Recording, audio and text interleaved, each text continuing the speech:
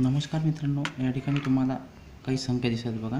41, 42, 43, 44, 45, 46, 47, 48, 49, 50, जवळपास बघा या ठिकाणी 59पर्यंत तुम्हाला संख्या दिसत आहेत. आणि बघा या सर्व संख्यांचे आपल्याला वर्ग करायचे आहेत. आणि मित्रांनो, हे वर्ग आपण जशी उजळणी देतो 1, 2, 3, 4, 5, 6, 7, 8, 9 म्हणजे सलग क्रमाने, त्याचप्रमाणे जर आपल्याला वर्ग लिहिता आले तर किती मजा येईल, हो ना. तर बघा आपण या ठिकाणी एक प्रयत्न करूया. बघा या ठिकाणी कोण आहे, सर्वात प्रथम आपल्याला 41चा वर्ग करायचा. 4चा वर्ग 16.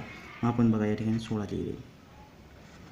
बघा 16च्या नंतर 17, 18, 19, 20, 21, 22, 23, 24, 25, 26, 27, 28, 29, 30, 31, 32, 33, 34. बघा या ठिकाणी काय केलेलं आहे, आपण उजळणीच लिहिलेली आहे 16पासून सलग 34पर्यंत. आता या ठिकाणी एक काम करूया आपण. बघा या ठिकाणी 9पासून आपण वर्ग लिहूया. 9चा वर्ग 81, 8चा वर्ग 88, 64, 7 7 49, 6 6 36, 5 5 25, 4 4 16, 3 3 9, 2चा वर्ग 4, त्यानंतर 1चा वर्ग 1.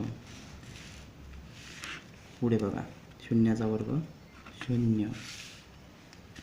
या ठिकाणी बघा 1चा वर्ग 1, 2चा वर्ग 4, 3चा वर्ग 9, 4चा वर्ग 16, 5चा वर्ग 25, 6चा वर्ग 36, 7 7 49, 8 8 64, 9 9 81.